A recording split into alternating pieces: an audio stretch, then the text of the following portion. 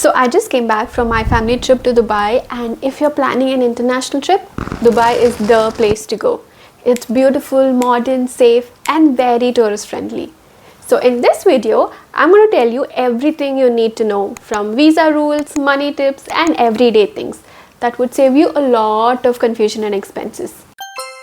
The best weather is actually from November to March, but that's also when it's most expensive and crowded. Summer is actually from May to September, and the temperatures can go up to 45-50 degrees, so you have to be very mindful about any outdoor activities during that time. Best value is actually in October or early November and late March. It's still relatively warm, but much better deals on flights and hotels. There are many direct flights from India to Dubai, and depending on where you take the flight from, it's usually around 3 to 4 hours.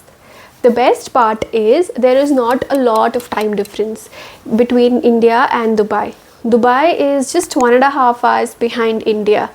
So that means if you take a morning flight and you reach there won't be a lot of jet lag, and you can start exploring on day one itself. Unlike if you plan to go to UK or US, where it takes a lot of time to just get used to the time difference.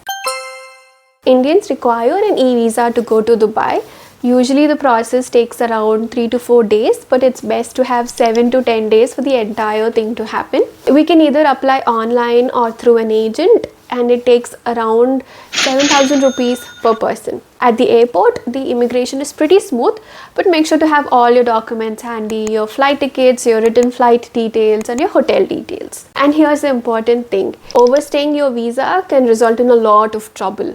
So make sure you have your last date in mind and set your phone reminders, because overstaying by even one day can result in almost 200 dirhams per day fine and possible reban to enter the country. So the currency in Dubai is AED or dirham, and as per the conversion rate of today, 1 dirham is almost equal to 25 rupees. Cards are accepted everywhere, so make sure you have a forex card or enable international transactions on the card in which you're carrying. But in case of emergencies where card is not accepted anywhere, make sure you also have some cash with you. An important point here is that whenever you're making a payment by the card, you might have an option between paying in AED dirham or INR Indian rupees. Make sure you're choosing dirham, because if you choose INR, you might have to pay a little bit of conversion fee later on. At the Dubai immigration counter, you might get a free SIM card, but that is valid only for 24 hours. So make sure you have a local SIM card or you enable international roaming so that you can roam around freely in Dubai. An important point here is that WhatsApp, video calls and voice calls do not work in Dubai. Sending images, texts, voice notes, all of them work, but calls don't work. So make sure you're making normal phone calls or use apps like Bottom. In Dubai, public transport is very efficient and easy to use. If you plan to use metro, take the silver NOL card. You can get it for 25 dirhams with 19 dirhams already credited. And you can use this for metro, trams, buses, basically for public transport. For taxis, the local taxis can be slightly more expensive, so you can use Uber or another app called Careem. But if you're walking, make sure that you're crossing the road only on zebra crossing or when the pedestrian walking light is green color, because traffic rules are very strictly enforced in Dubai.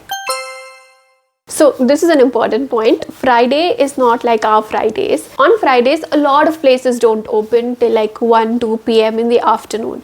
So when you are planning your sightseeing or shopping, make sure you keep all this in mind and maybe choose more weekdays to avoid crowds.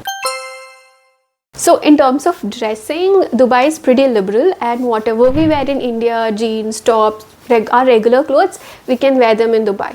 But in some public places, it's important that our shoulders and knees are covered. And in mosques, it's very important that we're fully covered, and especially for women to have their head covered with scarves. Food is definitely not a problem there. We get plenty of Indian food. To get budget friendly Indian food and more options, we can go to Dera or Burtbai. One hack here for food is you can go to the local grocery stores or the supermarkets. They usually have a lot of things which we might not get in India. And it's really nice to buy a lot of water bottles and snacks and keep them in the hotel rooms or Airbnbs instead of buying them at each place we go to, because that would be more expensive.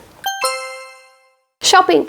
So Dubai is the shopping hub. It is known for shopping, and different areas have different specialties. For example, if you want to buy something really luxurious and high-end, Dubai Mall and Mall of Emirates are the places to go. If you want to buy electronics, Burj Dubai is the place to go. For buying dates and souvenirs, again Burj Dubai is a great place to go. For getting a feel of the old Dubai and for buying more handicrafts, Al Saif Road is the place to go. So Dubai also has outlet mall and an outlet village where you get pretty good deals, but they are not in the main city center and in a little outskirts. One important thing to note is always carry your passport when you're shopping, because we get a VAT refund on anything above purchase of 250 dirhams, and the VAT refund process is pretty simple, which can be done in the Dubai airport when we're coming back, because all the purchases will be linked to our passport, so it will be a very simple process. We will get an option of getting the money back either in the local currency or directly deposited into the bank account. Always make sure you're buying the tickets for all the attractions in advance so that you save a lot of time and money instead of buying it at the last minute. These are some of the numbers that would be really helpful, and some of the apps that you must have are Uber, Careem for cabs, Careem and Talabat for food delivery, Google Maps of course. Head out and get your guide for any local attractions or seeing what are the events, Dubai app for official information and events, and the Dubai Mall app, because the mall is really big and can get very confusing and we can get lost. So that's it for this video. If this video helped you even a little bit, like it and subscribe for more, because in the next few videos we're going to talk about in detail how to visit Dubai, where to stay, and some of the attractions. So see you soon. Until then, bye bye.